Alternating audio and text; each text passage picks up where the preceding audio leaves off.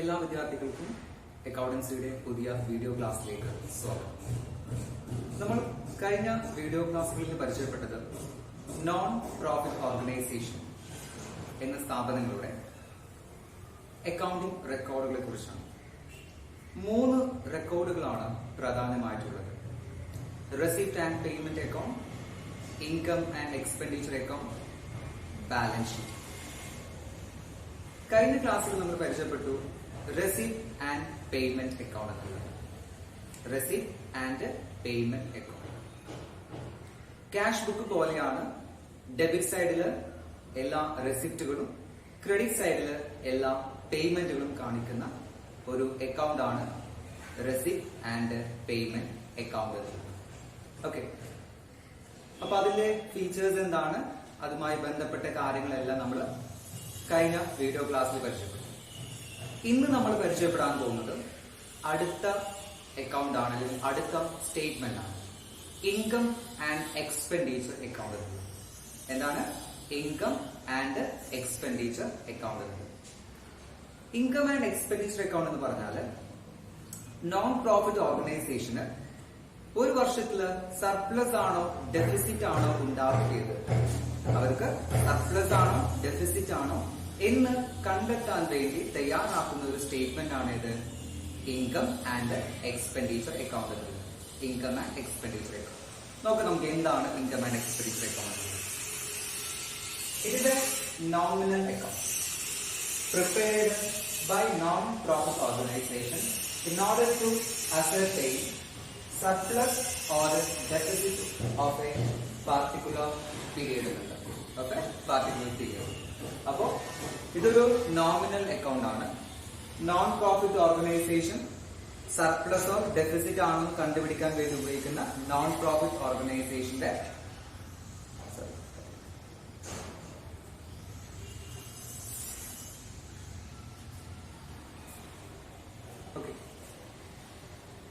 ഇതൊരു nominal account ആണ് അല്ലെ. നോമിനൽ നമ്മൾ കഴിഞ്ഞ വീഡിയോ ക്ലാസ്സിൽ പറഞ്ഞിട്ടുണ്ടായിരുന്നു. Receipt and payment account real account ആണ്. ഇൻകം ആൻഡ് എക്സ്പെൻഡിച്ചർ അക്കൗണ്ട് എന്താണ്? നോമിനൽ അക്കൗണ്ട് ആണ്. It related with income and expenses എന്നുള്ളത്. ഓക്കെ, ഇത് നോൺ പ്രോഫിറ്റ് ഓർഗനൈസേഷൻ തയ്യാറാക്കുന്ന ഒരു അക്കൗണ്ട് ആണ്. എന്തിനു വേണ്ടിയിട്ടാണ്? For asset surplus or deficit. Surplus ആണ്, ഡെഫിസിറ്റ് ആണ്. സർപ്ലസ് എന്ന് പറഞ്ഞാല് വരുമാനം കൂടുതലും ചെലവ് കുറവും.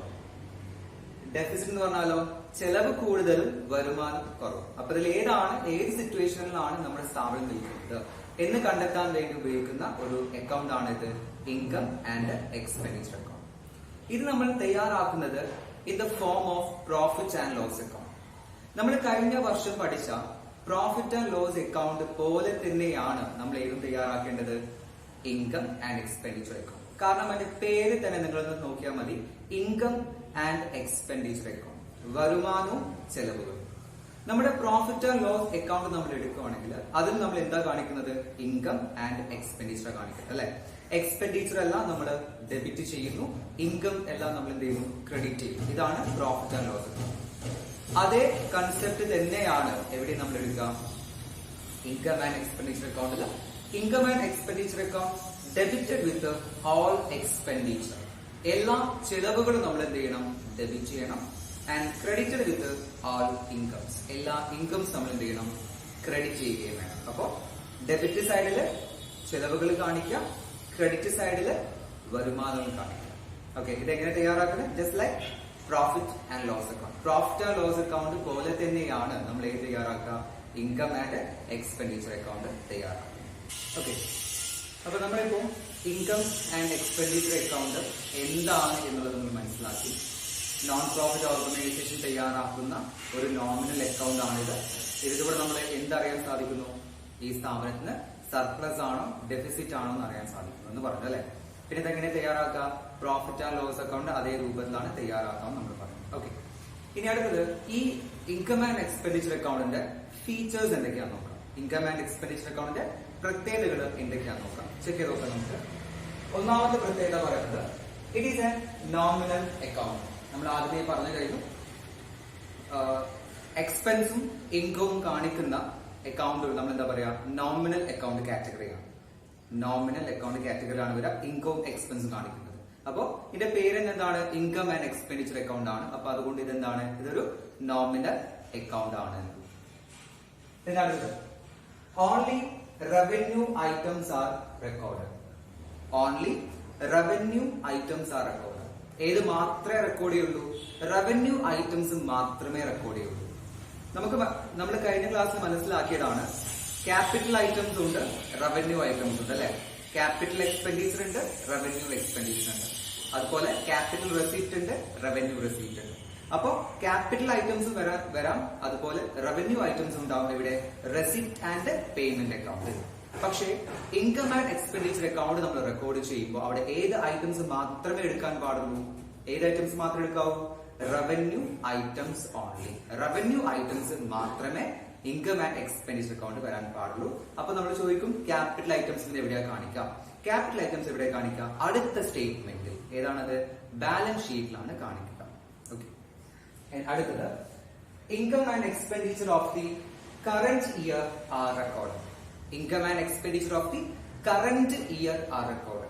നമ്മുടെ റെസിപ്റ്റ് ആൻഡ് പേയ്മെന്റ് അക്കൗണ്ടിൽ പറഞ്ഞു, അവിടെ ലഭിക്കുന്ന തുക ഈ വർഷത്തെ സംഖ്യ എമൗണ്ട് ഉണ്ടാവാം, ലാസ്റ്റ് ഇയർത്തെ എമൗണ്ട് ഉണ്ടാവാം, നെക്സ്റ്റ് ഇയർത്തെ എമൗണ്ട് ഉണ്ടാവാം. ഓക്കെ, എല്ലാം എവിടെ ഉണ്ടാവും? റെസിപ്റ്റ് ആൻഡ് പേയ്മെന്റ് അക്കൗണ്ടിൽ ഉണ്ടാവും. എന്നാൽ ഇൻകം ആൻഡ് എക്സ്പെൻഡിച്ചർ അക്കൗണ്ടിലേക്ക് നമ്മൾ ഐറ്റംസ് റെക്കോർഡ് ചെയ്യുമ്പോൾ ഏത് മാത്രമേ എടുക്കാവൂ?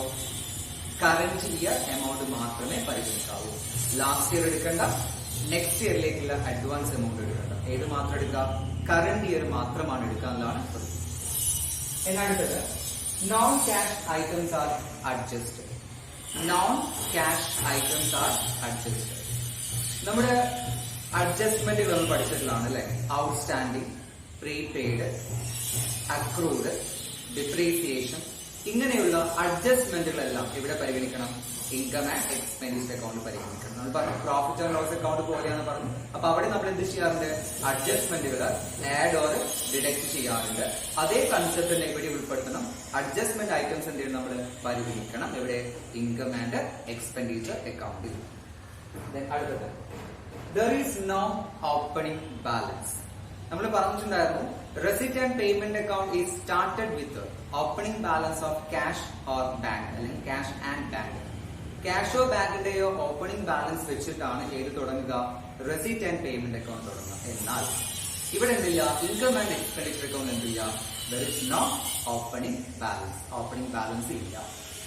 അടുത്തത് prepared to find out surplus or deficit. ഇത് എന്തിനു വേണ്ടിയിട്ട് തയ്യാറാക്കുന്നത്? To find out surplus or deficit. നമ്മുടെ സ്ഥാപനം സർപ്ലസ് ആണോ ഡെഫിസിറ്റ് ആണോ ഉണ്ടാക്കിയിട്ടുള്ളത് എന്നറിയാൻ വേണ്ടിയിട്ടാണ്. ഇപ്പൊ സർപ്ലസ് പറഞ്ഞാൽ നമ്മൾ നേരത്തെ പറഞ്ഞു, വരുമാനം കൂടുതലും ചെലവ് കുറവുമാണ്. ഡെഫിസിറ്റ് ആണെങ്കിലോ ചെലവ് കൂടുതലും വരുമാനം കുറവുമാണ്. അപ്പൊ സർപ്ലസ് പറഞ്ഞാല് മിച്ചമായിട്ട് എന്തോ ഉണ്ട്, ഡെഫിസിറ്റ് പറഞ്ഞാലും കമ്മിയാണ്, അവിടെ കുറവാണ് നമുക്കുള്ളത്. അപ്പോ സർപ്ലസോ ഡെഫിസിറ്റോ നമുക്ക് എന്താണ് കണ്ടുപിടിക്കാൻ ഏത് തയ്യാറാക്കുന്നത്? ഇൻകം ആൻഡ് എക്സ്പെൻഡിച്ചർ അക്കൗണ്ട് നമ്മൾ തയ്യാറാക്കുന്നത്. അടുത്ത point surplus or deficit transferred to capital fund. Okay, നമ്മള് ഇങ്ങനെ സർപ്ലസോ ഡെഫിസിറ്റോ കിട്ടിയാൽ അത് ഏത് അക്കൗണ്ടിലേക്കാണ്, അല്ലെങ്കിൽ ഏത് അക്കൗണ്ടിലേക്കാണ് ട്രാൻസ്ഫർ ചെയ്യാം? ക്യാപിറ്റൽ ഫണ്ട് എന്ന് പറയുന്നതിലേക്കാണ് ട്രാൻസ്ഫർ ചെയ്യാം. ക്യാപിറ്റൽ ഫണ്ട് എന്നുള്ളത്. ഓക്കെ, അപ്പൊ സർപ്ലസോ ഡെഫിസിറ്റ് കണ്ടുപിടിക്കുന്നു, അതിനുശേഷം എന്ത് ചെയ്യുന്നു? അത് ക്യാപിറ്റൽ ഫണ്ടിലേക്കാണ് ട്രാൻസ്ഫർ ചെയ്യുക. ഓക്കെ, അപ്പൊ നമുക്ക് ഒന്നുകൂടി നോക്കാം എന്തൊക്കെയാണ് നമ്മുടെ ഇൻകം ആൻഡ് എക്സ്പെൻഡിച്ചർ അക്കൗണ്ടിന്റെ ഫീച്ചേഴ്സ് എന്നുള്ളത്. ഒന്നാമതായിട്ട് പറയുന്നത് ഇതൊരു നോമിനൽ അക്കൗണ്ട് ആണ്. ഇതൊരു നോമിനൽ അക്കൗണ്ട് ആണ്. രണ്ട്, only revenue items are record. Revenue items മാത്രമേ റെക്കോർഡ് ചെയ്തിട്ടുള്ളൂ. മൂന്നാമത് income and expenditure of the current year are record. ഈ വർഷത്തെ ഇൻകം ആൻഡ് എക്സ്പെൻഡിച്ചർ മാത്രം റെക്കോർഡ് ചെയ്താൽ മതി, ലാസ്റ്റ് ഇയറോ നെക്സ്റ്റ് ഇയറിലേക്കുള്ളത് റെക്കോർഡ് ചെയ്യേണ്ട. Then non cash items are adjusted. നമ്മൾ ഡിപ്രീസിയേഷന്, ഔട്ട്സ്റ്റാൻഡിംഗ് പോലെയുള്ള നോൺ ക്യാഷ് ഐറ്റംസ് എന്ത് ചെയ്യണം? നമ്മൾ അഡ്ജസ്റ്റ് ചെയ്തിരിക്കണം.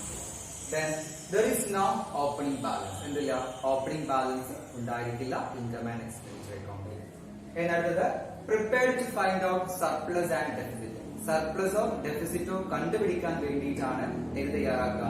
ഇൻകം ആൻഡ് എക്സ്പെൻഡിച്ചർ തയ്യാറാക്കുക. ലാസ്റ്റ് പോയിന്റ് അങ്ങനെ ലഭിക്കുന്ന സർപ്ലസോ ഡെഫിസിറ്റോ ആ എമൗണ്ട് നമ്മൾ എന്ത് ചെയ്യുന്നു, ട്രാൻസ്ഫർ ടു ഏതിലേക്ക് ട്രാൻസ്ഫർ ചെയ്യാം, ക്യാപിറ്റൽ ഫണ്ട്.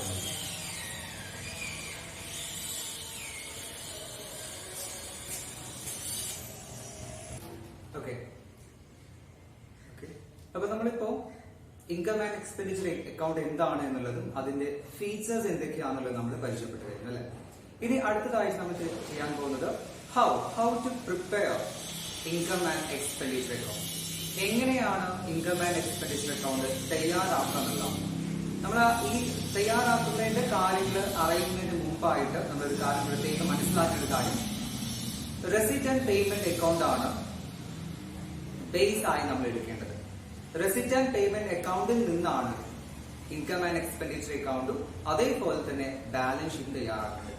അപ്പോ റെസിറ്റ് ആൻഡ് പേയ്മെന്റ് അക്കൗണ്ടിൽ നിന്നാണ് നമ്മൾ എന്ത് ചെയ്യുക, ഇൻകം ആൻഡ് എക്സ്പെൻഡിച്ചർ അക്കൗണ്ടും ബാലൻസ് ഷീറ്റും നമ്മൾ തയ്യാറാക്കേണ്ടത്. ഓക്കെ. അപ്പൊ നമുക്ക് നോക്കാം എങ്ങനെയാണ് income and expenditure account receipt and payment അക്കൗണ്ടിൽ നിന്ന് തയ്യാറാക്കുമെന്ന് നോക്കാം. ഫസ്റ്റ് ആയി നിങ്ങൾ ചെയ്യേണ്ടത്, read the receipt and payment account thoroughly. നമ്മുടെ ലഭിച്ചിട്ടുള്ള റെസിറ്റ് ആൻഡ് പേയ്മെന്റ് അക്കൗണ്ട് നന്നായിട്ടൊന്ന് നന്നായിട്ടൊന്ന് തറവായിട്ട് നമ്മൾ എന്ത് ചെയ്യാം, ഒന്ന് നോക്കുക. ഓക്കെ. ശരിക്കും ഒന്ന് നമ്മൾ എന്ത് ചെയ്യാം, റെസിറ്റ് ആൻഡ് പേയ്മെന്റ് അക്കൗണ്ട് നോക്കി മനസ്സിലാക്കുക എന്തെല്ലാം ഐറ്റംസ് ആണ് അതിനകത്ത് ഉള്ളത്. രണ്ടാമതായിട്ട് exclude the opening and closing balance. നമ്മുടെ റെസിറ്റ് ആൻഡ് പേയ്മെന്റ് അക്കൗണ്ടിൽ എന്തുണ്ടാവും, ഓപ്പണിംഗ് ബാലൻസ് ഉണ്ടായിരിക്കും, ക്ലോസിംഗ് ബാലൻസ് ഉണ്ടായിരിക്കും. ഈ രണ്ട് ബാലൻസ് എന്ത് ചെയ്യുക, എക്സ്ക്ലൂഡ് ചെയ്യുക. അതായത് ഇവ രണ്ടും എന്ത് ചെയ്യേണ്ട, ഇൻകം ആൻഡ് എക്സ്പെൻഡിച്ചർ അക്കൗണ്ടിലേക്ക് എടുക്കേണ്ട ആവശ്യമില്ല. ഓക്കെ. അടുത്തായിട്ട് exclude the capital receipt and payment. നമ്മൾ പഠിച്ചിട്ടുണ്ട് ക്യാപിറ്റൽ റെസീപ്റ്റ് ഉണ്ട്, ക്യാപിറ്റൽ പേയ്മെന്റ് ഉണ്ട്, റവന്യൂ റെസീപ്റ്റ് ഉണ്ട്, റവന്യൂ പേയ്മെന്റ് ഉണ്ട്. അപ്പൊ നിങ്ങൾ എന്ത് ചെയ്യുക, ക്യാപിറ്റൽ റെസീപ്റ്റും ഒഴിവാക്കുക, അതുപോലെ എന്ത് ചെയ്യുക, ക്യാപിറ്റൽ പേയ്മെന്റും ഒഴിവാക്കുക. അത് രണ്ടും എന്ത് ചെയ്യേണ്ട ആവശ്യമില്ല, നമ്മുടെ ഇൻകം ആൻഡ് എക്സ്പെൻഡിച്ചർ അക്കൗണ്ടിലേക്ക് എടുക്കേണ്ട ആവശ്യമില്ല. ഇനി അടുത്തത് identify the revenue receipt relating to current. ഈ വർഷത്തെ റവന്യൂ റെസീപ്റ്റ് മാത്രം എടുക്കാം. നമ്മൾക്കറിയാം റവന്യൂ റെസീപ്റ്റ് ചിലപ്പോൾ എന്താണ്, കഴിഞ്ഞ വർഷത്തേത് ഈ വർഷം കിട്ടിയിട്ടുണ്ടാവാം, അടുത്ത വർഷത്തേക്ക് വേണ്ടി ഈ വർഷം കിട്ടിയിട്ടുണ്ടാവാം, പിന്നെ ഈ വർഷത്തേതും കിട്ടിയിട്ടുണ്ടാവാം. എന്നാൽ ഇൻകം ആൻഡ് എക്സ്പെൻഡിച്ചറിലേക്ക് ഏത് വെക്കുമ്പോൾ ഏത് എമൗണ്ട് മാത്രം എടുക്കാൻ പാടുള്ളൂ, റിലേറ്റിംഗ് ടു കറന്റ് ഇയർ, ഈ വർഷത്തേത് മാത്രമേ എടുക്കാൻ പാടുള്ളൂ. അടുത്തത് identify the revenue expenditure relating to current year. ഈ വർഷം ഉണ്ടായ ചെലവുകളുടെ എമൗണ്ട് മാത്രമേ എന്ത് ചെയ്യാൻ പാടുള്ളൂ, നമ്മൾ റെക്കോർഡ് ചെയ്യാൻ പാടുള്ളൂ. റവന്യൂ എക്സ്പെൻഡിച്ചർ അവിടെ എന്തുണ്ടാവാം, കഴിഞ്ഞ വർഷം കൊടുക്കാനുള്ളത് ഈ വർഷം കൊടുത്തിട്ടുണ്ടാവാം, അടുത്ത വർഷത്തേക്ക് കൊടുക്കാനുള്ളത് ഈ വർഷം കൊടുത്തിട്ടുണ്ടാവാം, പിന്നെയോ ഈ വർഷത്തേതും കൊടുത്തിട്ടുണ്ടാവാം. അപ്പൊ നമ്മൾ ഏത് സംഖ്യ മാത്രം എടുത്താൽ മതി, ഈ വർഷം കൊടുത്ത സംഖ്യ എത്രയാണ് അല്ലെങ്കിൽ ഈ വർഷത്തേത് എത്രയാണോ സംഖ്യ അത് മാത്രം എന്ത് ചെയ്താൽ മതി, പരിഗണിച്ചാൽ മതി. അടുത്തത് അഡ്ജസ്റ്റ് നോൺ ക്യാഷ് ഐറ്റംസ്. നമ്മൾ പറഞ്ഞാണ് പ്രോഫിറ്റ് ആൻഡ് ലോസ് അക്കൗണ്ട് പോലെ തന്നെയാണെന്ന് പറഞ്ഞപ്പോ അഡ്ജസ്റ്റ്മെന്റ് ഉണ്ടാവാം അല്ലെ, പ്രീപെയ്ഡ്, ഔട്ട്സ്റ്റാൻഡിംഗ്, ഡിപ്രീസിയേഷൻ, ഇതേപോലെയുള്ള അഡ്ജസ്റ്റ്മെന്റ് എന്ത് ചെയ്യണം, പരിഗണിക്കണം. ലാസ്റ്റ് പോയിന്റ്, ഫൈനലി ഇതെല്ലാം ചെയ്ത് കഴിഞ്ഞാൽ finally ascertain surplus or deficit. അപ്പൊ നമുക്ക് ഒന്നുകൂടി നോക്കാം എങ്ങനെയാണ് income and expenditure account receipt and payment account തയ്യാറാക്കാന്നുള്ളത് അല്ലെ. അപ്പൊ റെസിറ്റ് ആൻഡ് പേയ്മെന്റ് അക്കൗണ്ട് തറവായിട്ട് ചെക്ക് ചെയ്യാം, ഓപ്പണിംഗ് ബാലൻസും ക്ലോസിംഗ് ബാലൻസും എന്ത് ചെയ്യാം, ഒഴിവാക്കാം, ക്യാപിറ്റൽ റെസീപ്റ്റും ക്യാപിറ്റൽ പേയ്മെന്റും എന്ത് ചെയ്യാം, ഒഴിവാക്കാം. ദെൻ റവന്യൂ റെസീപ്റ്റ് എടുക്കുമ്പോൾ എങ്ങനെ എടുത്താൽ മതി, റിലേറ്റിംഗ് ടു കറന്റ് ഇയർ, ഈ വർഷത്തെ സംഖ്യ മാത്രം നമ്മൾ എടുത്താൽ മതി. എക്സ്പെൻഡിച്ചർ നോക്കാൻ ഇതുപോലെ തന്നെയാണ്, റിലേറ്റിംഗ് ടു കറന്റ് ഇയർ മാത്രം നമ്മൾ പരിഗണിച്ചാൽ മതി. ദെൻ അഡ്ജസ്റ്റ്മെന്റ് നടത്താം, ഔട്ട്സ്റ്റാൻഡിംഗ്, പ്രീപെയ്ഡ് കോൾ അഡ്ജസ്റ്റ്മെന്റ് നടത്താം. ഫൈനൽ എന്താണ്, സർപ്ലസോ ഡെഫിസിറ്റോ കണ്ടുപിടിക്കുകയും അത് ഏത് അക്കൗണ്ടിലേക്ക് ട്രാൻസ്ഫർ ചെയ്യാം, ക്യാപിറ്റൽ ഫണ്ടിലേക്ക് ട്രാൻസ്ഫർ ചെയ്യുകയും. നമ്മള് രണ്ട് സ്റ്റേറ്റ്മെന്റിൽ പരിചയപ്പെട്ടു അല്ലെ, റെസീപ്റ്റ് ആൻഡ് പേയ്മെന്റ് അക്കൗണ്ടും ഇൻകം ആൻഡ് എക്സ്പെൻഡിച്ചർ അക്കൗണ്ട് അല്ലെ. ഇപ്പൊ റെസിറ്റ് ആൻഡ് പേയ്മെന്റ് അക്കൗണ്ട് ആണ് ബേസ് എന്ന് പറഞ്ഞു, അതെങ്ങനെയാണ്, അതെങ്ങനെ ഉണ്ടാവാൻ, ഡെബിറ്റ് എന്താണ്, ക്രെഡിറ്റ് എന്താണെന്നൊക്കെ നമ്മൾ പറഞ്ഞു. അതേപോലെ ഇൻകം ആൻഡ് എക്സ്പെൻഡിച്ചർ അക്കൗണ്ട് എന്താണെന്ന് നമ്മൾ പറഞ്ഞു, അതിന്റെ ഡീറ്റെയിൽസ് ഒക്കെ നമ്മൾ പറഞ്ഞു. ദെൻ അടുത്ത് നമ്മൾ ചെക്ക് ചെയ്യാൻ പോകുന്നത്, ഈ രണ്ട് അക്കൗണ്ടുകൾ നമ്മൾ പഠിച്ചു കഴിഞ്ഞപ്പോൾ നമുക്കൊന്ന് ചെക്ക് ചെയ്ത് നോക്കാം, what are the difference between these two account. ഈ രണ്ട് അക്കൗണ്ടുകൾ തമ്മിലുള്ള വ്യത്യാസങ്ങൾ എന്തൊക്കെയാണ്. ഓക്കെ, നമുക്ക് നോക്കാം. റെസിറ്റ് ആൻഡ് പേയ്മെന്റ് അക്കൗണ്ടും ഇൻകം ആൻഡ് എക്സ്പെൻഡിച്ചർ അക്കൗണ്ടും തമ്മിലുള്ള വ്യത്യാസങ്ങൾ എന്തൊക്കെയാണ് എന്നുള്ളത് നോക്കാം. ഒന്നാമത്തെ വ്യത്യാസം ഇതാണ്. Receipt and payment account real account ആണ്. ഇൻകം ആൻഡ് എക്സ്പെൻഡിച്ചർ അക്കൗണ്ടോ നോമിനൽ അക്കൗണ്ട് ആണ് അല്ലെ. അസറ്റുമായി ബന്ധപ്പെട്ടതാണ് എന്ത് റിയൽ അക്കൗണ്ട്. ഇൻകം ആൻഡ് എക്സ്പെൻസുമായി ബന്ധപ്പെട്ടാണ് നോമിനൽ അക്കൗണ്ട്. ഒന്നാമത്തെ ഡിഫറൻസ് ആണ് റിയൽ അക്കൗണ്ട് ആണ് receipt and payment account. Income and expenditure account എന്നാണ് നോമിനൽ അക്കൗണ്ട് ആണ്. ഓക്കെ. രണ്ടാമത്തെ point, receipt and payment account is a summary of cash book. എന്താണ് ഇത്? ക്യാഷ് ബുക്കിൽ ഒരു സമ്മറി രൂപമാണ്. എന്നാൽ ഇൻകം ആൻഡ് എക്സ്പെൻഡിച്ചർ അക്കൗണ്ടോ it just like a profit and loss account. അപ്പൊ ഒന്ന് ക്യാഷ് ബുക്ക് പോലെയാണ്, ഇൻകം ആൻഡ് എക്സ്പെൻഡിച്ചർ അക്കൗണ്ടോ പ്രോഫിറ്റ് ആൻഡ് ലോസ് അക്കൗണ്ട് പോലെയാണ്. Then അടുത്തത് റെസിപ്റ്റ് ആൻഡ് പേയ്മെന്റ് അക്കൗണ്ടിന്റെ ഡെബിറ്റ് സൈഡില് റെസിപ്റ്റും ക്രെഡിറ്റ് സൈഡില് പേയ്മെന്റുമാണ്. പേര് പോലെ തന്നെ റെസിപ്റ്റ് ആൻഡ് പേയ്മെന്റ് അക്കൗണ്ടിന്റെ ഡെബിറ്റ് സൈഡില് റെസിപ്റ്റും ക്രെഡിറ്റ് സൈഡില് പേയ്മെന്റുമാണ്. എന്നാൽ ഇൻകം ആൻഡ് എക്സ്പെൻഡിച്ചർ അക്കൗണ്ട് നോക്കുകയാണെങ്കിൽ ഡെബിറ്റ് സൈഡില് എക്സ്പെൻസുകളും ക്രെഡിറ്റ് സൈഡില് ഇൻകംസും. ഡെബിറ്റ് സൈഡിൽ എക്സ്പെൻസും ക്രെഡിറ്റ് സൈഡിൽ എന്താണ്? ഇൻകമാണ്. അടുത്ത point, receipt and payment account start with opening balance. Receipt and payment account usually start with opening balance. അതിൽ തുടങ്ങുമ്പോൾ എന്തുണ്ടാവും? ഓപ്പണിംഗ് ബാലൻസ് ഓഫ് ക്യാഷോ ബാങ്കോ ഉണ്ടായിരിക്കും. എന്നാൽ ഇൻകം ആൻഡ് എക്സ്പെൻഡിച്ചർ അക്കൗണ്ടിൽ എന്തുണ്ടാവില്ല? No opening balance. Does not start with opening balance. Opening balance വെച്ചിട്ടല്ല എന്ത് സ്റ്റാർട്ട് ചെയ്യാം? Income and expenditure account start ചെയ്യുന്നത്. അടുത്തത് റെസിപ്റ്റ് ആൻഡ് പേയ്മെന്റ് അക്കൗണ്ടിൽ നമ്മൾ record all receipt and payment relating to previous year, current year and next year. എല്ലാ റെസിപ്റ്റും പരിഗണിക്കും. ഈ വർഷത്തേതാവാം, കഴിഞ്ഞ വർഷത്തേതാവാം, വരാൻ പോകുന്ന വർഷത്തേതാവാം. എന്തായാലും റെസിപ്റ്റ് ആണോ റെക്കോർഡ് ചെയ്യാം, പേയ്മെന്റ് ആണോ റെക്കോർഡ് ചെയ്യാം. അത് ഏത് വർഷമാണെന്ന് പരിഗണിക്കുന്നില്ല ഏതില്?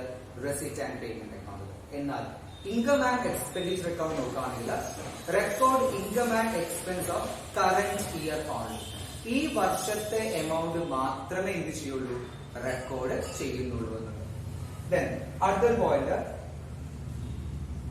റെസിപ്റ്റ് ആൻഡ് പേയ്മെന്റ് അക്കൗണ്ടിൽ record both revenue and capital items അല്ലെ. റവന്യൂ ഐറ്റംസും നമ്മൾ പരിഗണിക്കുന്നുണ്ട്, ക്യാപിറ്റൽ ഐറ്റംസും പരിഗണിക്കുന്നുണ്ട്. എവിടെ?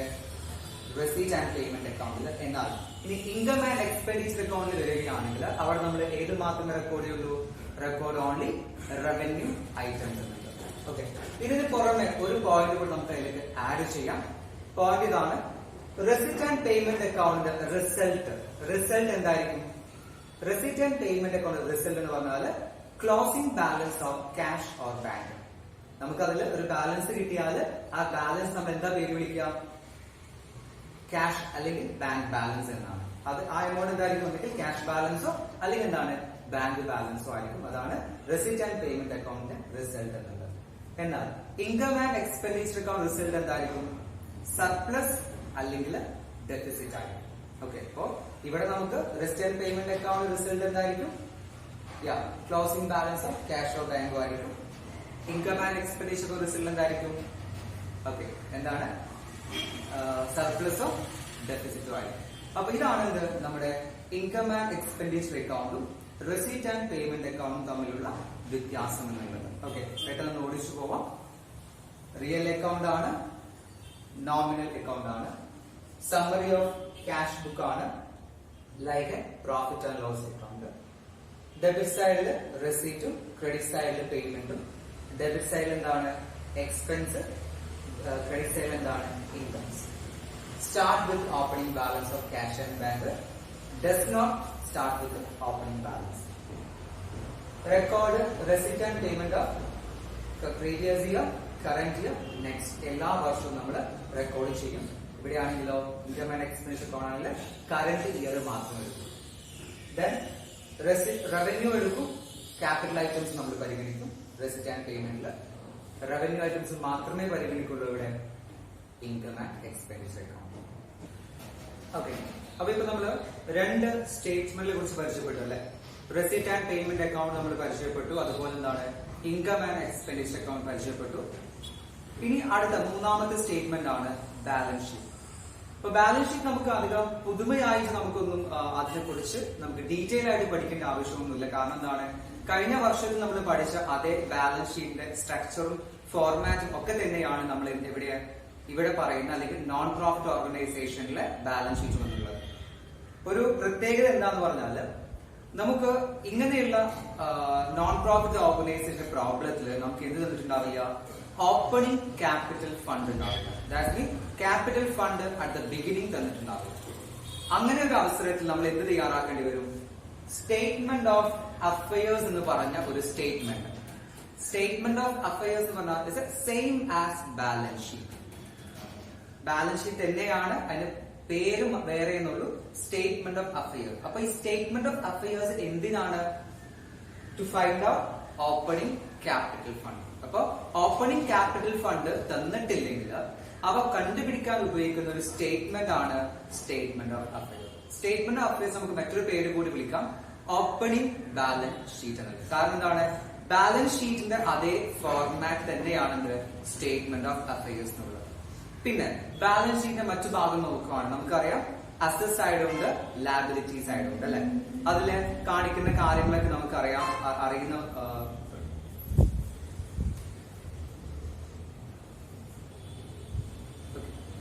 ബാലൻസ് ഷീറ്റിലെ മറ്റു കാര്യങ്ങളൊക്കെ നമുക്കറിയാം. എന്തൊക്കെയാണ്, അസറ്റ് സൈഡ് ഉണ്ട്, ലാബിലിറ്റി സൈഡ് ഉണ്ട്. നമ്മുടെ ലാബിലിറ്റീസ് എല്ലാം എവിടെ കാണിക്കാം, ലാബിലിറ്റി സൈഡിൽ കാണിക്കാം.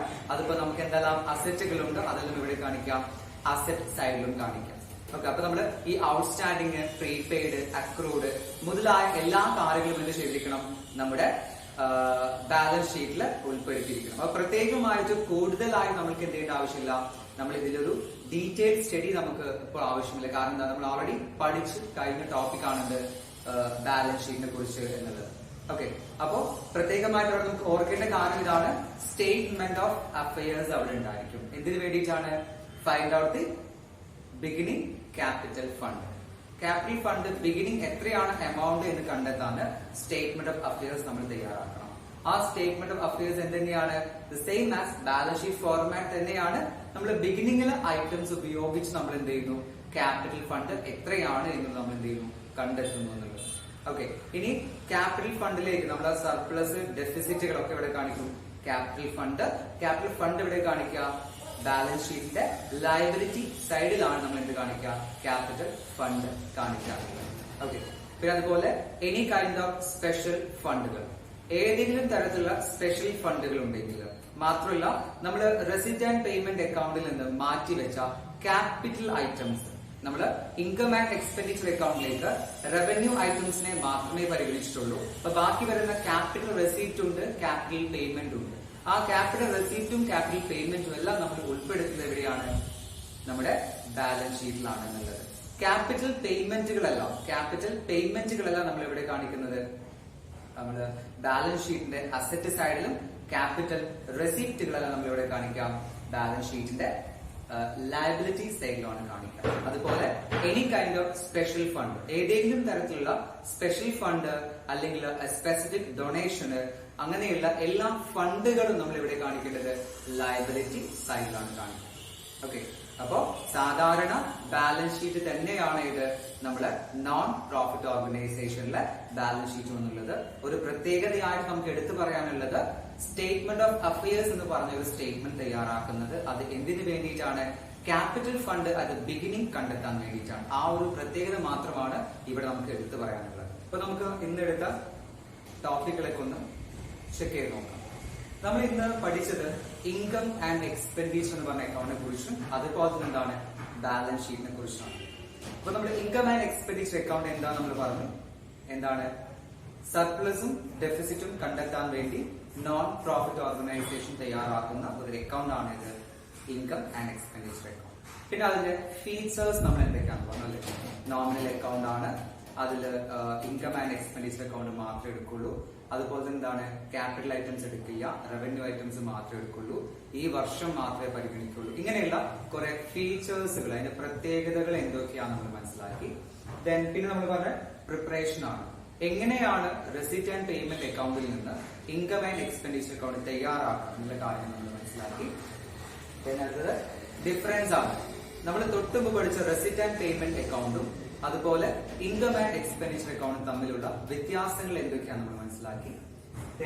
ലാസ്റ്റില് നമ്മൾ പഠിച്ചതാണ് ബാലൻസ് ഷീറ്റ്. ബാലൻസ് ഷീറ്റ് എന്താണ്, അത് നമ്മൾ പ്രധാനമായിട്ട് എടുത്ത് പറയേണ്ട കാര്യം എന്താണ്, സ്റ്റേറ്റ്മെന്റ് ഓഫ് അഫയേഴ്സ് എന്ന് പറഞ്ഞ സ്റ്റേറ്റ്മെന്റ് ആണ് ക്യാപിറ്റൽ ഫണ്ട് അത് ബിഗിനിങ് നമ്മൾ കണ്ടെത്താൻ വേണ്ടി. നിങ്ങൾ ചെയ്യേണ്ട കാര്യം ഇതാണ്. ഇവിടെ നമ്മളിപ്പോ ഇൻകം ആൻഡ് എക്സ്പെൻഡിച്ചർ അക്കൗണ്ടും റെസിറ്റ് ആൻഡ് പേയ്മെന്റ് അക്കൗണ്ട് തമ്മിലുള്ള ഡിഫറൻസ് നമ്മൾ പഠിച്ചു അല്ലേ. നമ്മൾ പറഞ്ഞു റെസിറ്റ് ആൻഡ് പേയ്മെന്റ് അക്കൗണ്ട് എന്താണ്, ക്യാഷ് ബുക്ക് പോലെയാണ് എന്ന് പറഞ്ഞിട്ടുണ്ട് അല്ലെ. അപ്പൊ നിങ്ങൾ എന്ത് ചെയ്യുക, റെസിറ്റ് ആൻഡ് പേയ്മെന്റ് അക്കൗണ്ടും ക്യാഷ് ബുക്കും തമ്മിലുള്ള ഡിഫറൻസ് ഒന്ന് ലിസ്റ്റ് ഔട്ട് ചെയ്യുക.